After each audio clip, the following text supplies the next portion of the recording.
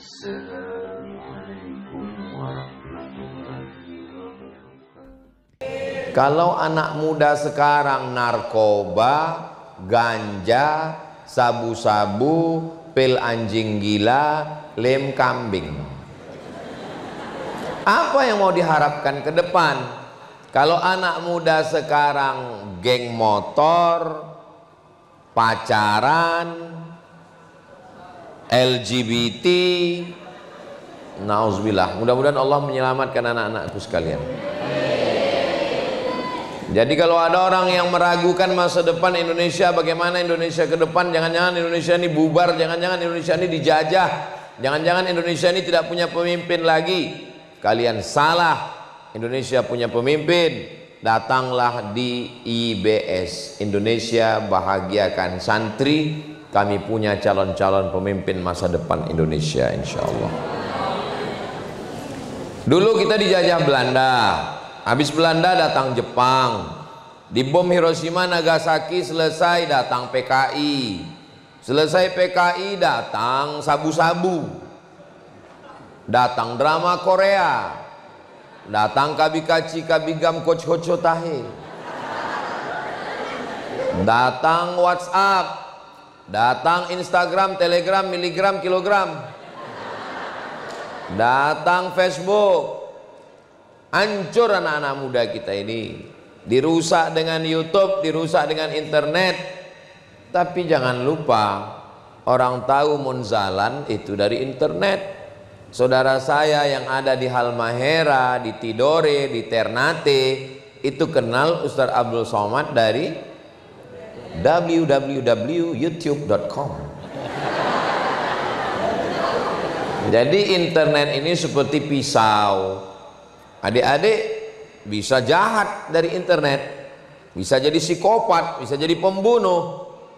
Tapi dari internet juga dia bisa belajar bahasa Inggris, belajar bahasa Arab, bagaimana listening, mendengarkan omongan, bagaimana makharijul huruf. Ingin jadi qari, jadi imam, bisa meniru Syekh Abdurrahman Sudais, bisa mendengarkan suara Syekh Mu'ikli, bisa mendengarkan suara Syekh Affasi.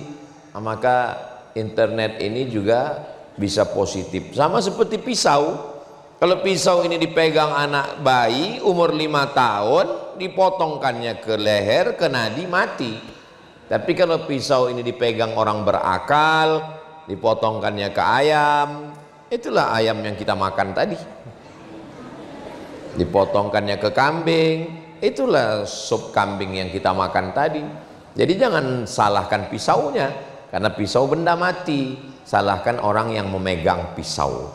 Jadi adik-adik santri sekalian, manfaatkan waktu kalian sekarang sedang berada di golden age, golden emas, age, age, age, usia. Sekarang sekalian sedang berada di usia emas. Sekarang kalian ingat-ingat, dengar-dengar sedikit bisa jadi ingat, hafal. Manfaatkan usia emas ini untuk menghafal Al-Quran. SMP 3 tahun, SMA 3 tahun, 5 juz, 5 juz, 5 juz, 15, 5 juz, 5 juz, 5 juz, 30 juz. Tamat SMA, khatam 30 juz. Amin. Amin. Untuk apa ngapal Quran kalau nggak bisa bahasa Arab? Belajar bahasa Arab, nahu, sharaf, belajar qawaid, belajar conversation, muhadatsah, ngomong bahasa Arab. Untuk apa sekedar bisa baca kitab nggak hafal Quran? Santri-santri bisa dua-duanya. Bahasa Arab bisa, baca kitab bisa, ngomong Arab bisa, bahasa Al-Quran dan menghafal Al-Quran. Sehingga tidak ada. Untuk apa kalau cuma bahasa Arab, baca kitab nggak punya keterampilan? Apalagi santri-santri yang ada di Ternate. Kalau di tempat saya di Pekanbaru, itu kalau mau ke laut 7 jam dulu naik mobil. Di sini buka mata langsung laut. Kalian bisa jadi penyelam, kalian bisa jadi perenang. Tempat saya kalau mau berenang, kolam renang 50.000 1 jam. Di sini berenang kan sampai pagi sore gratis. Masuk ke laut. Hati-hati dimakan hiu. Airnya bening, jernih. Jadi tidak ada halangan apapun santri mau jadi atlet, mau jadi angkatan laut, mau jadi angkatan udara. Ini anak saya nih Pak Ustadz bawaannya mau berenang aja, angkatan laut. Ini suka main layang-layang, angkatan udara. Kemana-mana bawa sempritan, dua kemungkinan, jadi wasit bola atau polisi. Kemana-mana bawa martil, dua kemungkinan, hakim konstitusi atau tukang. Kemana-mana bawa jarum suntik, dua kemungkinan, dokter spesialis atau pecandu narkoba. Nah jadi dari sekarang mulai latih diri. Saya nih Ustadz nggak bisa baca Quran, bisa ngapal Quran, bisa ngomong Arab dikit-dikit bisa, tapi nggak bisa komunikasi. Kalau udah ngelihat orang banyak menggigil, bahan hilang.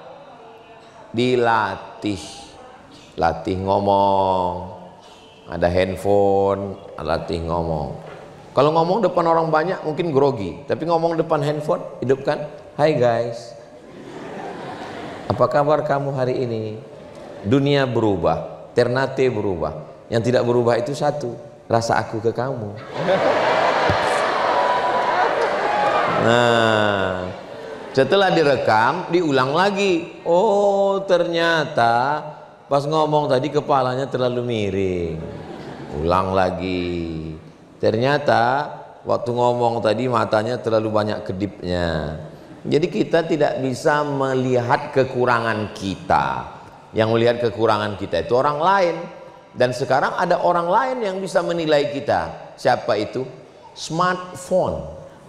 Smart cerdas.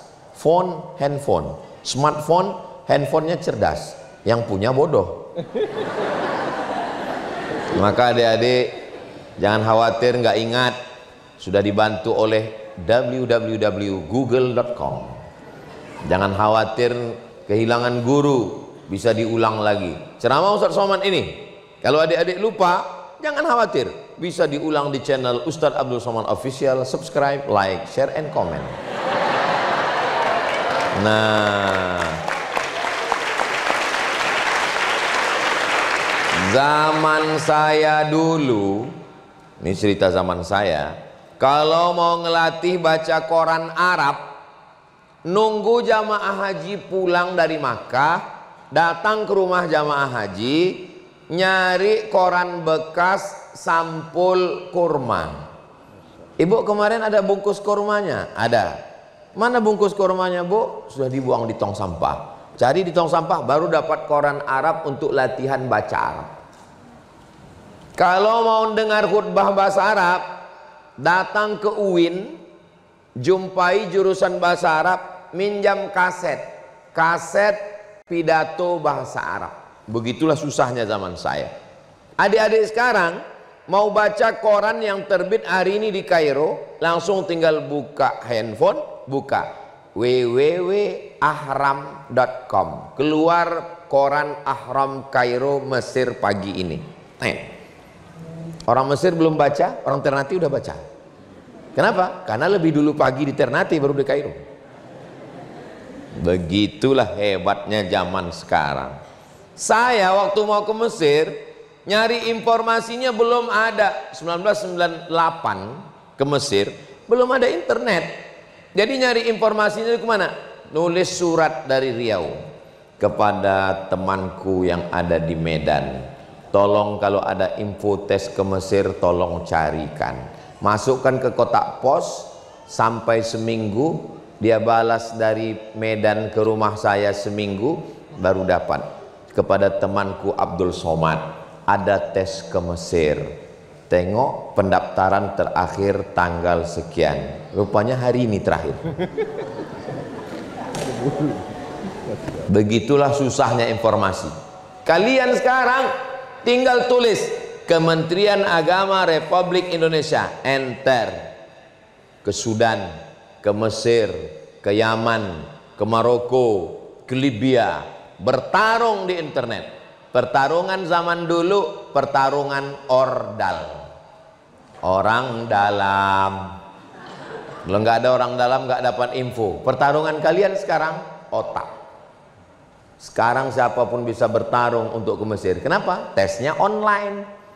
Saingan banyak Pak Ustadz. Ya, sebanyak apapun saingan, kalau kita bersaing dengan otak, berapa hafalan Quran, berapa nahmunya, berapa TOEFL-nya, TOEFL, Test of Arabic Foreign Language, maka insya Allah. Jadi adik-adik, mumpung kesempatan masih ada, badan masih sehat, ingatan masih kuat, jangan tergoda dengan, terakhir saya baca tulisan, pelajar yang pacaran tingkat stresnya lebih tinggi. Pagi lihat WA, sayang udah makan. Kalau dia nggak balas, stres. Siang nggak ada balas, stres. Tingkat stresnya tinggi. Sedangkan kalian fokus saja belajar bahasa Arab. Iya Pak Ustadz, tapi saya kan manusia juga. Walaupun saya tinggal di pondok, kemarin waktu liburan kan ketemu dengan teman, dengan kawan. Ya tapi kan udah 3 bulan yang lalu. Iya, tapi bayangannya nggak lepas dah sampai sekarang. Hilangkan semua pakai ayat kursi. Nggak mempan juga, antukkan kepala ke kursi. Hilangkan dengan hafalan tasrif mahfuzat, man jadda wajada, man sara ala darbi wasala, man sabara zafira. Enggak juga hilang, pakai tasrif. Zahaba zahaba zahabu zahabat zahabat tadhabna zahab tadhabtum tadhabtum zahabti dhahabtum dhahabtuna dhahabtu dhahabna. Ya zahabu ya zahabani ya zahabuna tadhabu tadhabani tadhabna. Ya tadhabu tadhabani tadhabuna tadhabina tadhabani tadhabna adhabuna dhahabu. Zahaba yadhabu zahaban zahibun madhubun idhab la tadhab madhabun madhabun midhabun. Enggak juga hilang, masuk ke laut. Jadi kalian fokus belajar sekarang. Pelajaran kalian banyak: nahwu, sharaf, balaghah, ma'ani, bayan, mantik, fikih, usul fikih, qawaidul fikih, tafsir, ulumul Quran, hadis, mustalah hadis, rijalul hadis, tajwid, arud qawafi, hafalan Quran, ikut lagi fisika, kimia, biologi, matematika, bahasa Inggris, bahasa Indonesia. Ada lagi belajar bahasa asing yang lain, pramuka lagi, olahraga lagi, silat lagi, jogging lagi. Isi semua waktu ini, jangan sampai ada yang kosong. Gimana santri-santri? Siap? Takbir. Masya Allah, dari bunyi takbirnya kelihatan sudah makan. Nah, santrinya udah selesai. Sekarang 5 unsur. Unsur yang kedua adalah orang tua. Kok orang hutan? Orang tua.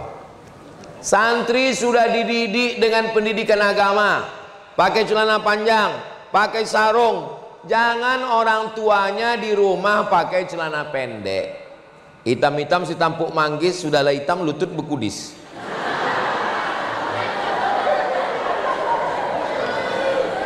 Di pondok anaknya sudah dipakaikan jilbab, dipakaikan cadar. Anak libur pulang di rumah, orang tuanya pakai baju you can see. You kamu can bisa si melihat ketiak saya. Jadi sebenarnya bukan kenakalan remaja, bukan kenakalan anak muda, tapi kenakalan orang tua. Bapak-bapak, ibu-ibu, wali santri, anak kalian ini seperti istana pasir di pinggir pantai yang cantik, yang megah, yang indah, yang mewah. Tapi kalau datang sekali ombak menghembus, habislah dia. Tugas kalian hanya di rumah, doakan di setiap malam. Izin ke kiai, ke ustadz, ke guru, boleh kami jenguk anak kami? Boleh. Pak Kiai, pimpinan pondok, izinkan saya jenguk anak saya. Berapa kali? Pagi sekali, siang sekali, malam sekali. Itu bukan jenguk, itu makan obat. Ada pondok yang mengizinkan 3 bulan sekali, ada yang pondok mengizinkan sebulan sekali, ada yang pondok mengizinkan pulang setahun sekali. Di tempat kami pulang setahun 2 kali, libur Desember dengan libur nanti naik kelas Juni Juli. Tapi kalau setahun sekali, Itu tujuannya supaya hafalannya tidak rusak, pergaulan di rumah. Jangan gara-gara hujan sehari hilang kemarau setahun.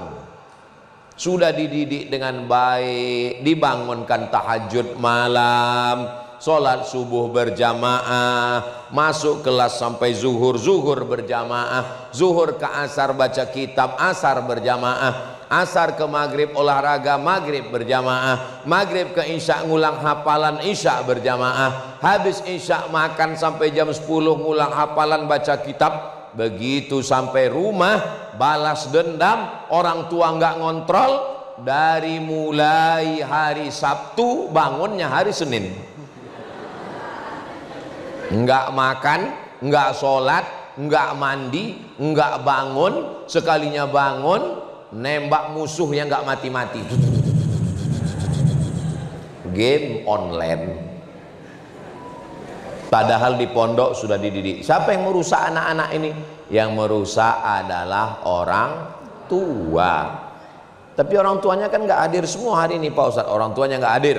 Tapi orang tuanya tolong nanti sharekan video ini ke orang tua semua. Hai Abu Lahab, kalian diminta tanggung jawab tentang nikmat anak. La tus'alunna yauma idzin anin naim. Kamu akan ditanya tentang segala nikmat, nikmat nafas, nikmat telinga, nikmat mata, nikmat hati, nikmat kaki, nikmat tangan. Tapi nikmat yang terbesar adalah Rabbi habli minas solihin, nikmat anak soleh. Ibu mengandung 9 bulan 10 hari, melahirkannya meregang nyawa. Setelah lahir ke dunia anak menjadi penjahat, datang bawa parang panjang golok, belikan motor, kalau enggak aku pancung kepala ibu. Ibu sudah tua, stroke, dibawanya ke pinggir kota, diletakkan di samping lampu merah untuk ngemis, dijemput sore hari. True story, kisah nyata. Saya datang ke lampu merah nanya, ibu kesini siapa yang bawa? Anak saya Pak. Dijemput kapan? Nanti sore. Terus semua duit hasil ngemis untuk dia. Mau gimana lagi? Itu kenyataan hidup. Bukannya dibalasnya dengan kebahagiaan, tapi penuh penderitaan. Hati-hati bapak-bapak, ibu-ibu yang punya anak, yang sudah memasukkan ke pondok pesantren. Insya Allah Indonesia bahagiakan santri, mudah-mudahan anaknya bahagia insya Allah, amin. Tapi kalian yang tidak mendidik anak dengan pendidikan agama, jangan salahkan kalau 20 tahun lagi kalian akan meneteskan air mata karena ditinggal anak di pinggir jalan. Seorang ibu ditinggal anak di pinggir jalan, katanya mau berobat, sampai sekarang nggak pulang-pulang, sudah 2 bulan ditinggalkan. Akhirnya dibawa petugas dinas sosial, dimasukkan ke panti. Error, sakit hati, dendam kesumat, depresi, stres, akhirnya mati. Ini kenyataan zaman sekarang, zaman edan. Adik-adikku semua yang sudah belajar di pondok, insya Allah kalian adalah anak-anak yang berbakti kepada orang tua insya Allah. Cita-cita nggak usah tinggi-tinggi. Ustadz dulu, apa cita-cita Ustadz Somad? Cita-cita saya nggak banyak.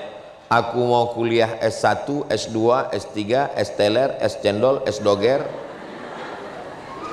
Setelah itu nanti aku kerja, punya duit, aku mau membahagiakan orang tua. Niatnya satu aja, nggak usah banyak-banyak, membahagiakan orang tua. Nanti kalau yang lain-lain tuh nyusul bonus. Bahagiakan orang tuamu, insya Allah rezekimu akan seperti rezeki raja-raja. Nggak usah susah-susah hidup ini. Bahagiakan orang tuamu, insya Allah rezekimu akan seperti rezeki raja-raja. Bukan hadis, dapat saya di grup WhatsApp. Dan terbukti, saya pergi ke mall. Sampai ke mall, di lantai atas ada restoran mahal. Saya lihat saudara-saudara kita, orang Tionghoa, orang Cina, sedang menyuapi ibunya yang rambutnya sudah gugur, bapak-bapak tua yang sudah gundul di shopnya makan. Saya heran, orang tua semua berbaris. Kenapa gini? Hanya hoki lah. Mereka percaya bahwa membahagiakan orang tua hoki. Hoki itu penyebab datangnya rezeki. Lama saya tertegun, pantaslah rezeki mereka lancar. Rupanya mereka membahagiakan orang tua. Yang punya ajaran siapa? Kita. Yang mengamalkan siapa? Saudara kita, sebangsa walaupun beda agama. Ternyata Allah Subhanahu wa taala berjanji, kalau kau bahagiakan orang tuamu, kau akan bahagia. Allah itu innaka la tukhliful mi'ad. Allah tidak pernah ingkar janji.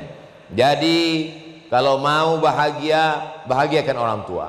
Orang tua yang ada sekarang, kalau kalian mau bahagia di hari tua kalian, didik anak dengan pendidikan agama. Orang tuanya sudah saya ceramahi melalui online. Anak-anaknya sudah diceramahi melalui offline. Yang ketiga, ada orang tua yang tidak melahirkan kalian. Kalian tidak pernah nginap di rahimnya. Kalian tidak dilahirkan dari perutnya. Kalian bukan anaknya, tapi mereka sayang sama kalian. Tiap bulan disisihkannya gajinya, dikirimkannya untuk beli beras kalian, dikirimkannya transfer untuk gaji guru kalian, dikirimkannya untuk beli pakaian kalian, dikirimkannya untuk beli minyak goreng, listrik dan air keran. Siapa mereka? Mereka orang tua, tapi di ujung ada tambahan, orang tua asuh. Kenapa disebut asuh? Karena mereka mengasuh kalian dari jauh. Mungkin kalian tidak kenal orangnya, belum pernah ketemu. Kalau ayah kalian sayang dengan kalian, ya maklum, orang kalian anaknya. Kalau ibu kalian sayang sama kalian, nggak ada yang luar biasa. Orang kalian anaknya, kalian dikandungnya 9 bulan 10 hari, kalian dilahirkannya. Tapi ada orang, bukan ayah kalian, bukan ibu kalian, bukan nasab kalian, tapi sayang sama kalian. Mereka jauh dari sana. Begitu mereka transfer uang, dikirimkannya, dia tidak perlu kenal siapa kalian. Mereka adalah orang-orang ikhlas. Mereka hanya ingin supaya anak bangsa ini menjadi baik. Kita doakan semua orang tua asuh yang sudah menyisihkan hartanya, mudah-mudahan mereka sehat walafiat. Kalau kalian berdoa selesai sholat, Rabbi firli wali walidayya warhamhuma kama rabbayani shaghira. Wa orang tua asuh, mereka ikhlas karena Allah. Mereka melihat bangsa ini sudah hancur babak belur, dari mulai politiknya, ekonominya, semua sudah banyak yang memprediksi tak ada pertolongan lagi. Tapi mereka masih yakin ada tunas-tunas hijau, kalau dijaga, dipelihara, mereka ini akan menjadi batang kayu, akan menjadi cabang, menjadi ranting, menjadi putih, menjadi buah yang sampai masanya nikmat. Dan buah itu adalah kalian. Mereka rela menyisihkan duitnya. Mereka bukan orang kaya. Orang kaya malah nggak ingat sama kalian, karena mereka menumpuk hartanya. Mereka orang-orang yang biasa saja, tapi mereka mau berbagi. Ini 10 kilo beras saya, 10 kilo saya kirim untuk program Indonesia Bahagiakan Santri. Hai orang tua asuh yang ada di sana, kalian sedang menonton acara ini, walaupun tidak live tapi melalui rekaman. Sudah kusampaikan kepada semua anak-anak asuh kalian. Saya sampaikan salam kalian dari Ternate. Hai orang tua asuh yang ada di sana, saya sudah melihat anak-anak asuh kalian. Mereka sehat walafiat, orangnya semangat-semangat. Dari mana Ustaz tahu semangat? Dari ujung gedung sampai ke atas pentas mereka mau bersalaman, tapi nggak dikasih sama panitia. Anak asuh kalian yang kalian kirim beras, yang kalian kirim minyak, yang kalian transfer tiap bulan, mereka ngapal Quran, mereka baca kitab, mereka berakhlakul karimah, mereka mendoakan kalian tiap malam. Mungkin kalian belum berkenalan, tapi saya yakin dan percaya malaikat mempertautkan hati kalian. Walaupun kalian wahai orang tua asuh bukan ustadz, bukan ulama, bukan kiai, bukan gus, bukan penghafal Quran, tapi kalian dapat pahala penghafal Quran. Karena anak-anak didik kalian ini akan menjadi ulama, akan menjadi imam, akan menjadi ustadz. setiap kali mereka ceramah dimanapun, pahalanya mengalir kepada kalian wahai orang tua asuh. Saya sekarang dimanapun saya ceramah, tadi pagi ceramah di hotel, habis itu ceramah di Tidore, sekarang ceramah di Ternate, nanti malam tablik akbar 4. Dimanapun saya tausiah ceramah, pahala mengalir kepada orang-orang yang memberikan saya bantuan dulu. Tapi memang nasib saya, nggak ada yang bantu saya. Saya berangkat ke Mesir 98. Krisis moneter, $1 Amerika yang sebelumnya 2.500 melambung jadi 20.000. Kirim surat ke Badan Amil Zakat Nasional, kepada Ketua Basnas, mohon bantu Abdul Somad, ongkos ke Mesir 20 juta. Ibu saya dipanggil ke kantor Basnas, dikasih amplop, bawa pulang, mat, ini bantuan Basnas. Saya buka 200.000. Ingat saya karena angkanya 200.000. Tidak ada orang yang mau mengasih, membantu. Bupati, gubernur, wali kota, orang-orang kaya, nggak ada membantu. Saya tetap juga dokter. Apa maknanya? Kalian orang-orang kaya mau kalian tolong, tidak kalian tolong, anak-anak ini tetap juga jadi orang, nggak ada yang jadi monyet. Mereka tetap akan menjadi ulama insya Allah. Kalian bukan menolong anak-anak ini, kalian sedang menolong diri kalian sendiri. Coba waktu saya berangkat dulu ada gubernur, bupati, wali kota, orang kaya yang bantu. Sekarang setiap saya ceramah mengalir pahala untuk dia. Karena dia nggak bantu, ya kerannya saya tutup. Maka sekarang saya sampaikan itu setelah 26 tahun berlalu. Sekarang 2024, saya berangkat 98, 26 tahun, lebih seperempat abad saya berkeliling, berkelana, tausiah, ceramah, tablik akbar. Mereka tidak dapat aliran pahala apa-apa. Anak 3, yang pertama pecandu narkoba, yang kedua pezina, yang ketiga pemabuk sakau. Mau jadi apa anak-anak kita? Anak kandung tidak berhasil, anak asuh tidak punya, neraka jahanam menganga. Tapi Bapak Ibu orang tua asuh yang sudah bergabung dengan Indonesia Bahagiakan Santri, saya sudah ketemu dengan santri-santri kalian yang ada di Ternate. Mereka anak-anak yang soleh, yang baik-baik. Yang laki-lakinya dari tadi matanya melihat saya terus, tak ada satupun yang melihat perempuan. Kenapa? Karena perempuan apa yang mau dilihat? Cuman matanya aja.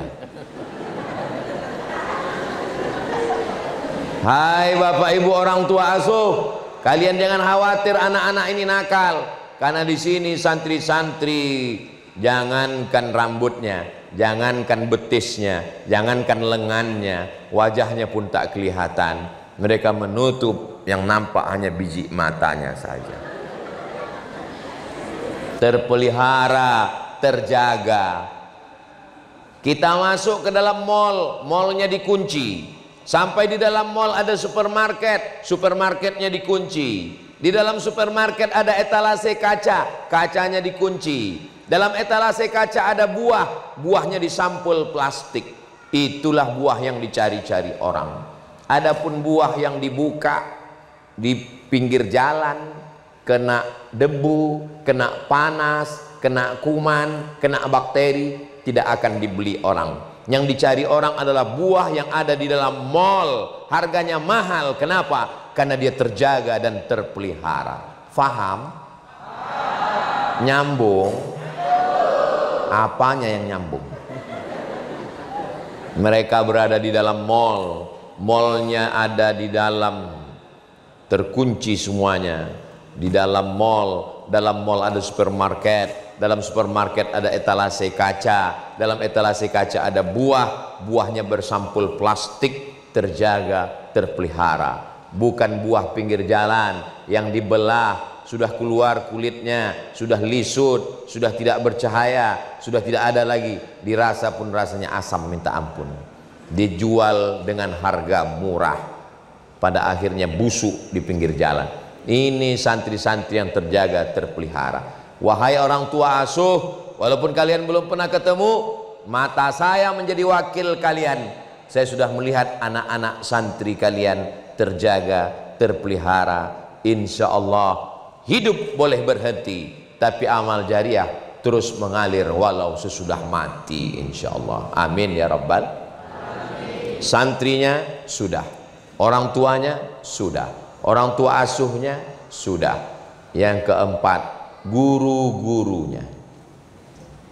Ketika nanti santri-santri ini akan menjadi ulama, mendirikan pondok pesantren, yang perempuan akan menjadi ibu nyai, menjadi penghafal Quran, maka guru-guru semua orang pertama yang mendapatkan amal jariahnya, insya Allah. Di antara semua guru-guru, ustadz-ustadz, habib-habib yang mengajar anak-anakku ini, maka semuanya dapat pahala. Ustadz Somad dapat, cuman nggak terlalu banyak, karena dia cuman sehari ini aja mengajar. Padahal yang mengajar tahfiz Quran ustadz-ustadz yang duduk di bawah. Padahal yang mengajarkan anakmu memakai cadar, menutup aurat, menjaga diri, menjaga lisan, menjaga pandangan adalah ustazah-ustazah. Tapi giliran ngomong di depan yang dipersilakan, berikut ini mari kita dengarkan yang disampaikan oleh Ustadz Abdul Somad. Padahal mereka lah yang mendidik kalian, membangunkan kalian jam 3 malam untuk tahajud. Setelah tahajud sholat sunat witir, setelah itu menghafal Al-Quran, sholat subuh berjamaah, habis itu berzikir, mendidik mengajar kalian di kelas, memperhatikan jangan minum tangan kiri, jangan makan berdiri, mengontrol kalian makan zuhur, sampai akhirnya istirahat asar. Malam sebelum kalian bangun, ustazah sudah bangun. Ketika malam jam 10 kalian tidur, mereka belum juga tidur karena memikirkan kalian. Tapi mereka tidak tampil di sini. Kenapa mereka tidak datang ke atas? Mereka menjaga dirinya dari riya. Seakan-akan ustadz-ustazah kalian ini berkata, kami cukup mendidik mereka saja Ustadz Somad, yang urusan riya biarlah kau saja Ustadz Somad. Saya ini memang urusan yang riak-riak itu saya. Mereka yang bangun pondok, mereka yang didik anak, mereka yang menyekolahkan anak, mereka yang ngasih makan. Pas giliran wisuda, berikut ini penyerahan ijazah dan wisuda oleh Ustadz Abdul Somad. Dalam hati saya, yang bagian riak-riak kalian kasih ke aku aja semuanya. Mereka yang bebaskan tanah, mereka yang bangun masjid. Pas giliran peresmian, pengguntingan pita dan pemencetan tombol peresmian masjid oleh Ustadz Abdul Somad.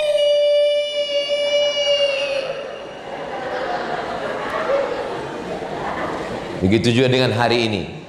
Indonesia bahagiakan santri, pesan-pesan untuk santri, wali santri, orang tua asuh oleh Ustadz Abdul Somad.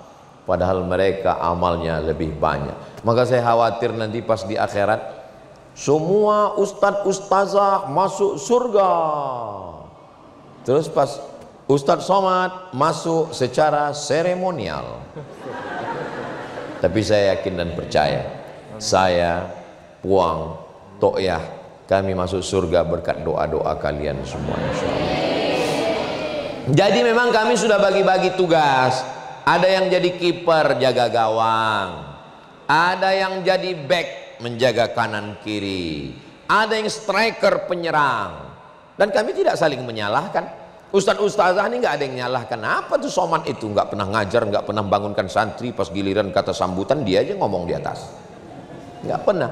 Sama pemain bola, mana pernah striker penyerang itu nyalahkan kiper. Kiper, kau jangan cuma di belakang, maju ke depan.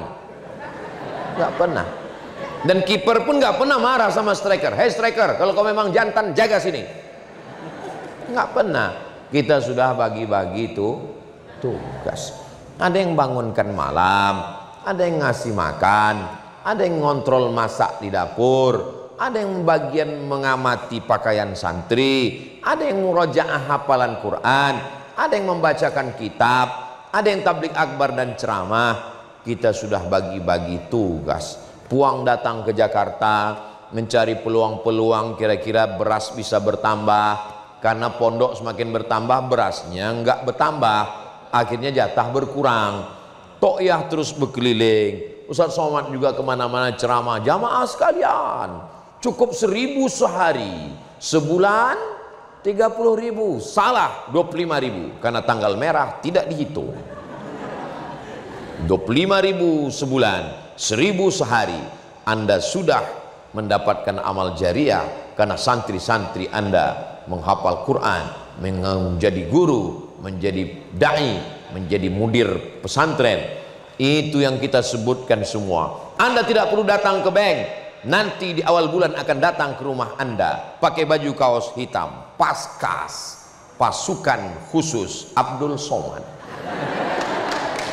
pasukan amal soleh. Nah, jadi kita memang sudah bagi-bagi tugas semuanya. Santrinya sudah, wali santrinya sudah, orang tua asuhnya sudah, ustazahnya sudah. Yang kelima, masyarakat umum. Masyarakat, kami nggak minta apa-apa. Kalian diam aja itu sudah alhamdulillah. Jangan ngejek-ngejek. Ngirim beras enggak, ngasih minyak enggak, transfer duit tidak, malah ngejek. Apa itu? Pakai cadar, teroris.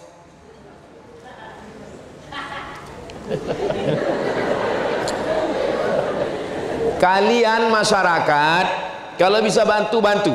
Kalau tidak bisa bantu, jangan ejek, jangan olok. Bercadar ini ajaran Islam. Banyak hadis-hadis tentang bercadar, berniqab, menjaga aurat. Saya sarankan mahasiswi-mahasiswi di kampus, kalian bagus pakai cadar. Kenapa? Karena kalau kalian nggak pakai cadar, itu dosen-dosen banyak yang lupa istrinya di rumah. Setiap ngajar matanya mau ke situ.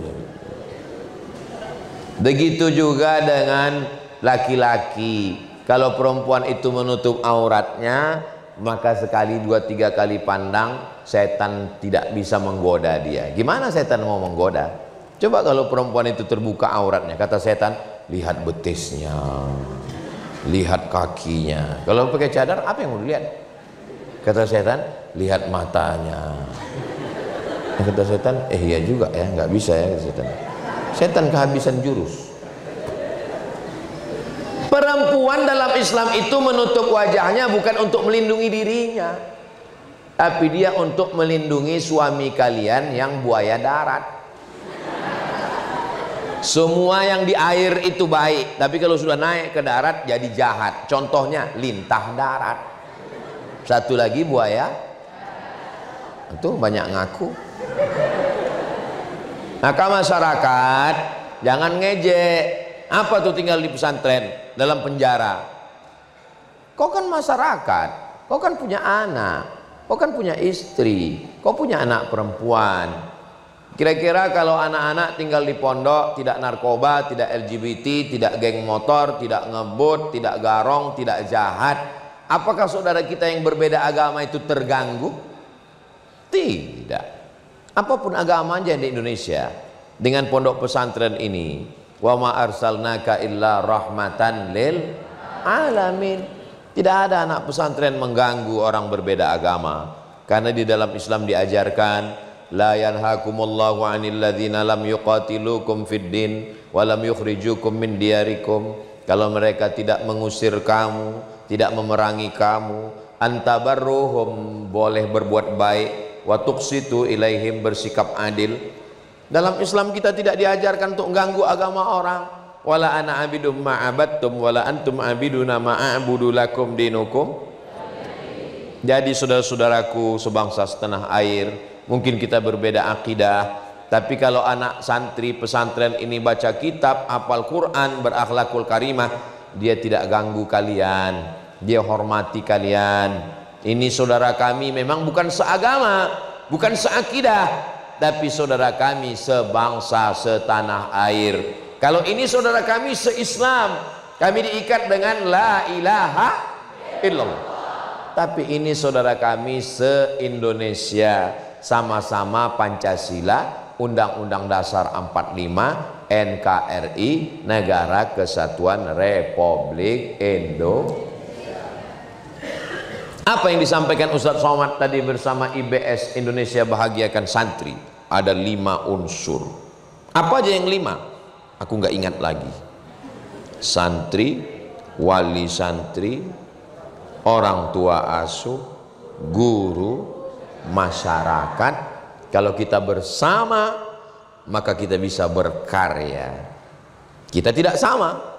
Ada yang kurus kecil, ada yang gemuk pendek, ada yang tinggi semampai.